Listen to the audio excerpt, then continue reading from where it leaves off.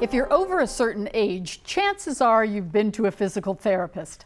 While finding a good physical therapist is critical, it's also important to become empowered and actively involved in the health of your body.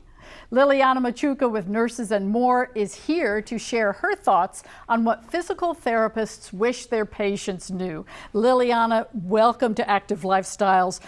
Gosh, here we are, we hear that term physical therapist, maybe we're at our doctor's office, and basically what do we do before that to keep us from needing physical therapy? Something that is very important is prevention. And physical therapists are very active in the community promoting prevention nowadays, prevent injury. But one of the things is to be more physically active. Mm-hmm. Our older generations before us didn't need to do that so much because they were moving all the time. Right. They walked everywhere, even if it was just to the bus stop. Kids always walked or rode their bicycles to school.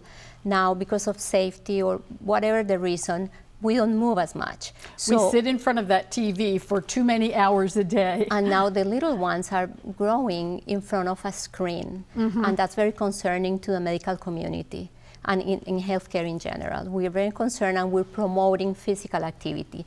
Just find something you enjoy and do it. So now we've maybe come to that point of we do need a physical therapist. What's the next step we need to take? Well, you need to find, depending on what condition you want to treat, and try to find a physical therapist that has expertise in that area.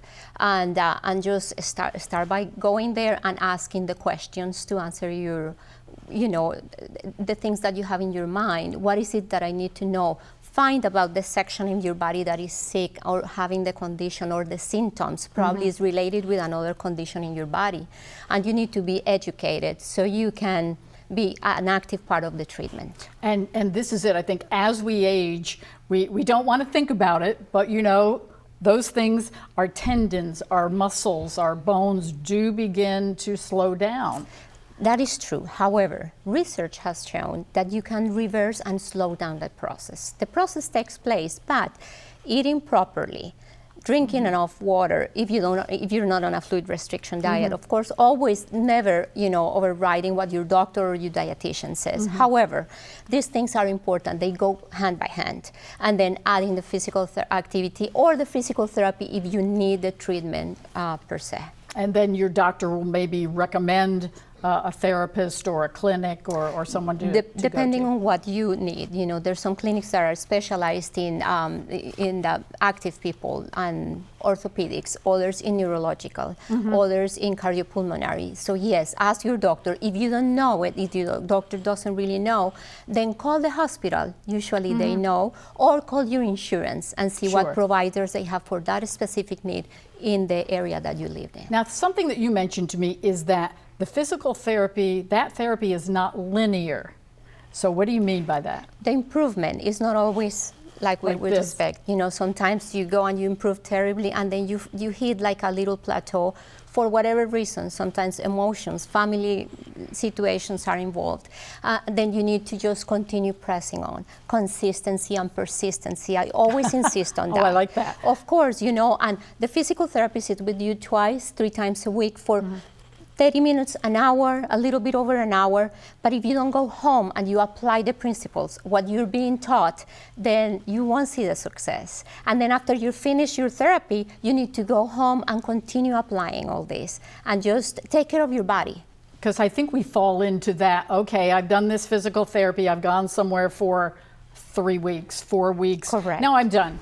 I don't have to do anything else. It's all fixed. If you went for your hand's still part of your body. You still need to take care of it and apply the principles. If you went for the shoulder and they gave you a home program, just go home and continue working at it.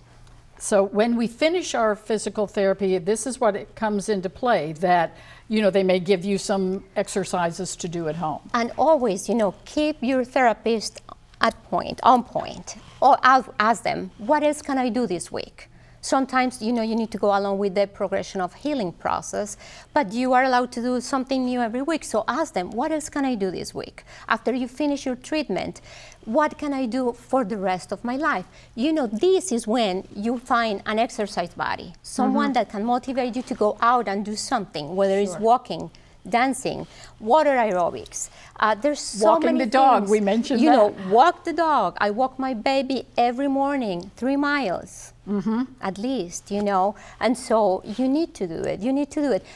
You may not be able to go out. Probably you're chair bound. There's chair exercises that you can do. Even if you're bed bound, there's exercises. Talk to your therapist and tell them, I want to prevent this from progressing. I want to keep my muscles strong, a little bit of weight-bearing exercise. But you know what? Your body is weight. So you can modify your exercises to keep your strength and the muscle mass so it doesn't continue to decrease. So we're encouraging folks, stay with it. If you have that physical therapy, keep at it. Yes. And Liliana, thank you so much for sharing a physical therapist's advice on staying healthy. Thank you so much for having me. It was a pleasure.